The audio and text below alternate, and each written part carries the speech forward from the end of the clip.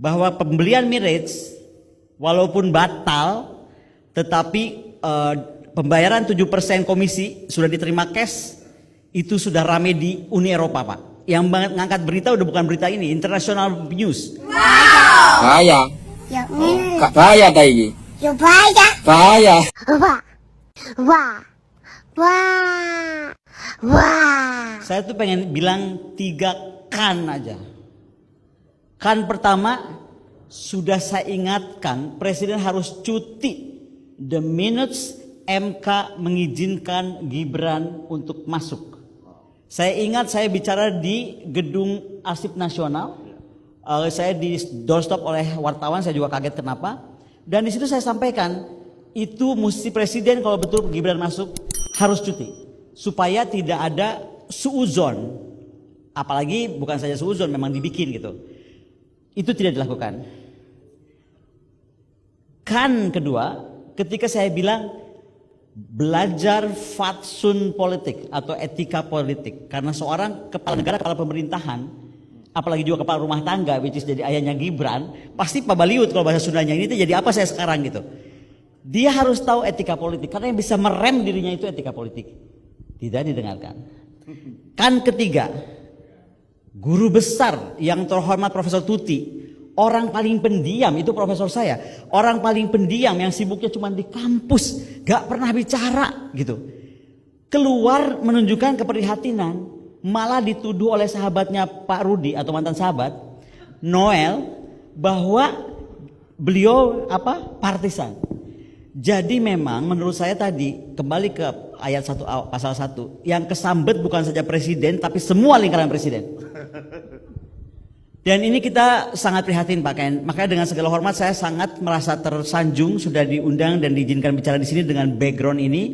Karena menurut saya, coba kita tunggu, segila apa presiden akan bilang yang terhormat guru saya Pak Ken, Pak Agus Supriyatna, semua mantan kepala staf dan semua petinggi militer and used to be petinggi militer TNI dan Polri, lalu dibilang partisan juga. Jadi semua orang yang bersuara dengan suara batin dan suara hati untuk membenarkan negeri ini, dengan enaknya dicap partisan. Saya rasa statementnya tadi saya baca dan itu sangat kuat Pak Agus Supriyatna. Saya rasa ini mesti kita segera publish. Dan terus terang aja saya mohon maaf Pak Rudi, saya tuh undang wartawan sebenarnya datang tadi karena saya lihat harusnya nanti semua di doorstop oleh wartawan banyak, jadi bisa dinyatakan. Karena gimana ya Prof ya, kita yang jadi orang kampus aja udah jadi bingung, ini gimana ya?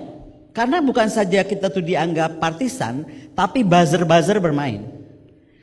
Hoax dibuat hanya untuk menjatuhkan kredibilitas orang gitu. Ada yang tidak masuk akal. Ini barusan sambil ngomong kenapa saya WA, mohon maaf bukan nggak sopan. Pada Asko WA saya langsung.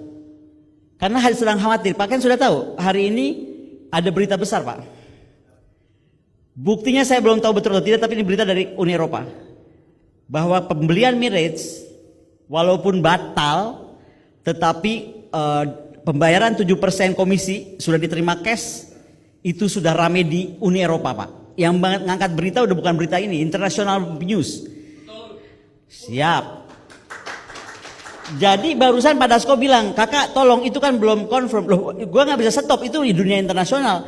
Ini bukan pamannya Gibran yang ngeluarin berita, kalau paman Gibran bisa di stop.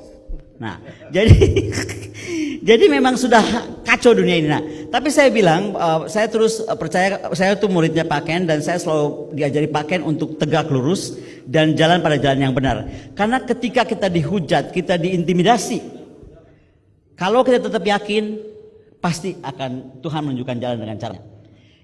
Pasti nggak ada yang tahu seorang Konira Kunini Bakri bisa diintimidasi kan Pak Ken? Oh saya mesti cerita, ini mohon maaf, ini bukan curhat. Saya sudah di warning, jangan ganggu Gibran. Orang terdekatnya 08. Jangan ganggu Gibran. Kalau itu sudah di warning begitu? Oh udah. Jangan ganggu Gibran. Jangan. Tapi ganggu Prabowo boleh. Entar dulu, bukan. Kalimat berikutnya yang seksi. Kalimat berikutnya yang seksi. Karena kalau Jokowi sebagai orang Solo punya keris sepanjang sejengkal, Gibran kerisnya 2 jengkal. Saya sampai kaget loh, 3 kali diulang. Wah, saya bilang ini pasti ada sesuatu gitu. Makanya menurut saya ya saya sih cuma siapkan mental aja. Berarti kan ancaman itu mengikuti apa yang saya ucapkan. Apalagi ketika di istana saya menyatakan kalau Pak Mahfud mundur, harusnya Pak Jokowi berjiwa ksatria untuk juga turun dari jabatan presiden. Jadi menurut saya kita nggak usah berpanjang-panjang. 3 hari sebelum Pilpres ini mungkin kalau nggak mau dicuti ya memang harus dimakzulkan, mau diapain lagi? Mohon maaf.